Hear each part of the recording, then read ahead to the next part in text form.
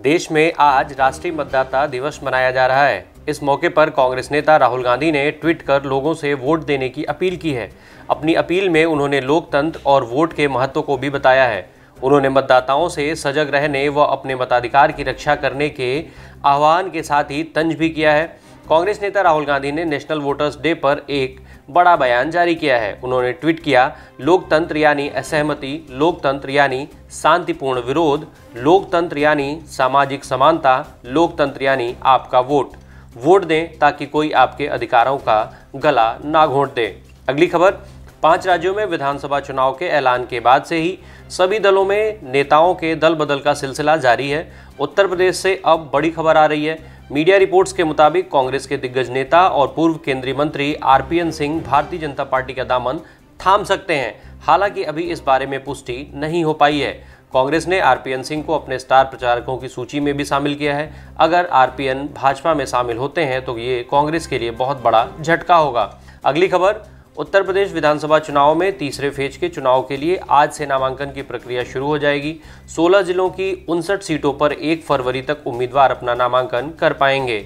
2 फरवरी तक नामांकन पत्रों की जांच होगी और 4 फरवरी तक प्रत्याशी अपना नाम वापस ले पाएंगे। इन 59 सीटों पर 20 फरवरी को मतदान होगा। अगली खबर, बहुजन समाज पार्टी की मुखिया मायावती ने भारतीय जनता पार्टी और समाजवादी पार्टी पर हमला बोला है। उन्होंने ट्वीट कर कहा, बीएसपी को छोड़ सभी पार्टियों की सरकारें राजनीति के अपराधीकरण व अपराध के राजनीतिकरण, कानून के साथ खिलवाड़ तथा अपनी पार्टी के गुंडों व माफियाओं को संरक्षण आदि से यूपी को जंगल राज में ढकेल इसे गरीब व पिछड़ा बनाए रखकर जनता को त्रस्त करने की दोषी हैं, किंतु इनके जुमलेबाजी जारी है।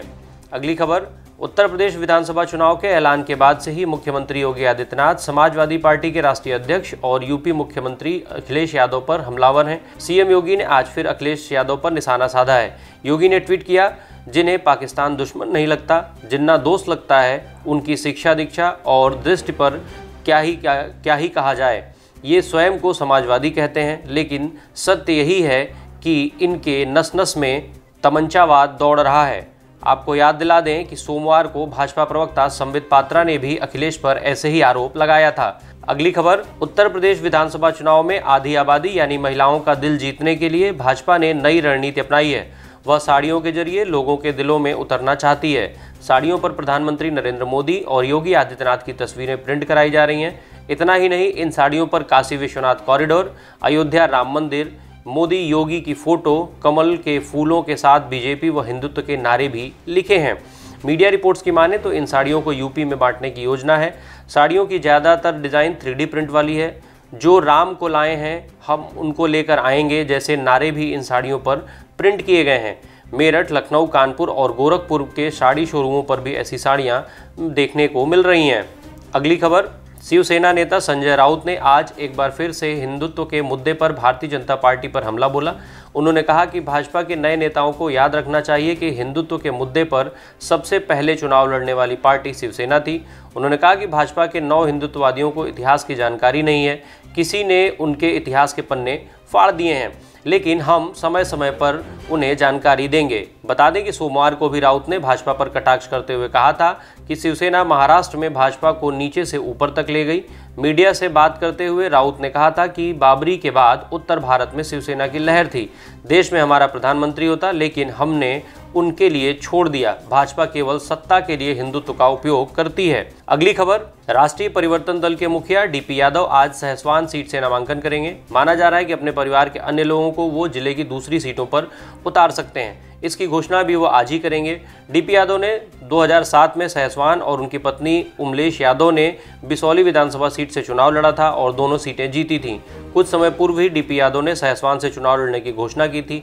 तब उनकी भारतीय जनता पार्टी से भी बातचीत चल रही थी। अगली खबर, उत्तर प्रदेश सहित 5 राज्यों में विधानसभा चुनाव को लेकर सभी पार्टियों का प्रचार अभियान जारी है। इस बीच प्रधानमंत्री नरेंद्र मोदी ने नमो ऐप से आज देश भर के भारतीय जनता पार्टी के कार्यकर्ताओं से संवाद किया। इस अवसर पर उन्होंने कहा कि इस समय देश आज़ादी का अमृत महोत्सव मना रहा है। गणतंत्र दिवस पर होने वाला समारोह भी अब हमने 23 जनवरी से शुरू किया है।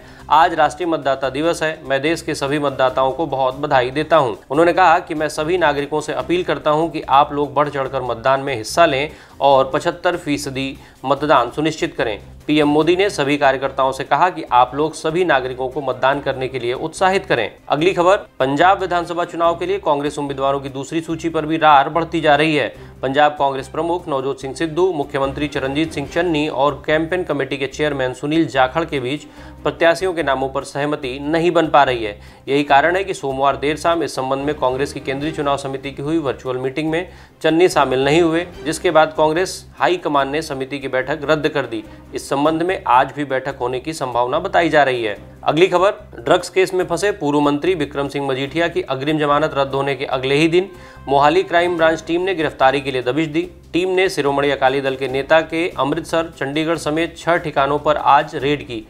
इस दौरान पूरी कार्रवाई को गोपनीय रखा और स्थानीय पुलिस को भी ऑपरेशन की सूचना नहीं दी। हालांकि रेड में टीम को कोई सफलता नहीं मिल पाई है। आपको याद दिला दें कि पिछले साल 20 दिसंबर को विक्रम मजीठिया पर एनडीपीएस एक्ट के तहत मोहाली में केस दर्ज किया गया था। मामले में गिरफ्तारी की आशंका के बाद उन्होंने मोहाली कोर्ट में अग्रिम जमानत की याचिका खारिज होने के बाद हाई कोर्ट का रुख किया था। मजीठिया ने दावा किया था कि उनके खिलाफ ये केस राजनीतिक रंजिश में दर्ज किया गया है और ये एक साजिश है। अगली खबर, महंगाई का मुद्दा न केवल भारत बल्कि दुनिया के दूसरे देशों में भी बढ़ता जा रहा है। अमेरिका में बढ़ती महंगाई के सवाल पर राष्ट्रपति जो बाइडेन इतने नाराज हो गए कि उन्होंने प्रेस कॉन्फ्रेंस में सवाल पूछने वाले पत्रकार को गाली दे दी। बाइडेन का यह वीडियो सोशल मीडिया पर वायरल हो रहा है। बाइडेन पहले भी कई बार पत्रकारों को फटकार लगा चुके हैं। पिछले हफ्ते ही फॉक्स न्यूज़ की एक महिला रिपोर्टर पर बाइडेन तब गुस्सा हो गए थे जब रिपोर्टर ने उनसे यूक्रेन मामले को लेकर के सवाल पूछा था। आपको बताते चले कि अमेरिकी राष्ट्रपति जो बाइडेन को सत्ता में आए 1 साल पूरा हो चुका है। इस दौरान वे कई परेशानियों से घिरे रहे हैं। उनके कई फैसलों पर लगातार सवालिया निशान लगते रहे हैं। अगली खबर, रूस और यूक्रेन के बीच जंग का खतरा लगातार बढ़ता जा रहा है। इसे देखते हुए अमेरिकी रक्षा विभाग पेंटागन ने 8500 अमेरिकी सैनिकों को पूर्वी यूरोप में तैनाती के लिए हाई अलर्ट पर रखा है। हालांकि मिल रही खबरों के अनुसार अभी तक इन सैनिकों की तैनाती के लिए न तो कोई आदेश जारी किया गया है और न ही इन्हें कोई मिशन सौंपा गया है। उधर ब्रिटेन के प्रधानमंत्री बोरिस जॉनसन ने भी रूसी राष्ट्रपति पुतिन को यूक्रेन पर हमले की स्थिति में गंभीर नतीजे भुगतने की चेतावनी दी है। जॉनसन का ये बयान रूसी सेना द्वारा फरवरी में आयरलैंड के तट से 150 मील दूर समुद्री सैन्य अभ्यास करने के ऐलान के बाद आया है। अगली खबर, राजनीतिक दलों द्वारा मतदाताओं को रिझाने के लिए सरकारी कोष से अतार्किक मुफ्त उपहारों के वादे के खिलाफ दायर याचिका पर सुनवाई करते हुए सुप्रीम कोर्ट ने केंद्र सरकार और निर्वाचन आयोग को नोटिस जारी कर जवाब मांगा है। शीर्ष कोर्ट में दायर एक याचिका में ऐसे राजनीतिक दलों का पंजीकरण रद्द करने व उनके चुनाव चिन्ह जब्त करने की मांग की गई है जो मतदाताओं को मुफ्त में सुविधाएं देने के वादे कर रहे हैं। आपको बताते चले कि चुनाव के मद्देनजर हर दल जीतने पर कुछ न कुछ मुफ्त सुविधाएं देने का ऐलान कर रहा है। अगली खबर, देश में लगातार चौथे दिन कोरोना के नए मामले घटे हैं। सोमवार को 2,55,874 नए कोरोना संक्रमित मिले। इस दौरान 2.67 लाख लोग ठीक भी हुए हैं, जबकि 614 लोगों की मौत हुई है। पिछले दिन के मुकाबले नए संक्रमितों में करीब 50,000 की कमी आई है, जो लगभग 16.39% है। देश में फिलहाल कुल एक्टिव मरीजों की संख्या 22.36 लाख है। रविवार को पॉजिटिविटी रेट 20.7% था, जो सोमवार को घटकर 15.5% हो गया। अगली खबर, सप्ताह के दूसरे दिन मंगलवार को भी शेयर बाजार लाल निशान पर खुला। बम्बई स्टॉक एक्सचेंज BSE का 30 शेयरों वाला सेंसेक्स 808 अंक की गिरावट के साथ 56,683 के स्तर पर खुला, जबकि नेशनल स्टॉक एक्सचेंज NSE के निफ्टी सूचकांक ने 232 अंक फिसलकर 16,917 के स्तर पर कारोबार की शुरुआत की। फिलहाल सेंसेक्स 1001 अंक टूटकर 56,489 के स्तर पर, जबकि निफ्टी 291 अंक टूटकर 16,858 के स्तर पर कारोबार कर रहा है। आपको बताते चले कि शेयर बाजार में गिरावट लगातार 6 दिनों से जारी है। सोमवार को बाजार लाल निशान पर बंद हुआ। सेंसेक्स 1546 अंक फिसलकर 57,491 और निफ्टी 468 अंक टूटकर 17,149 के स्तर पर बंद हुआ था।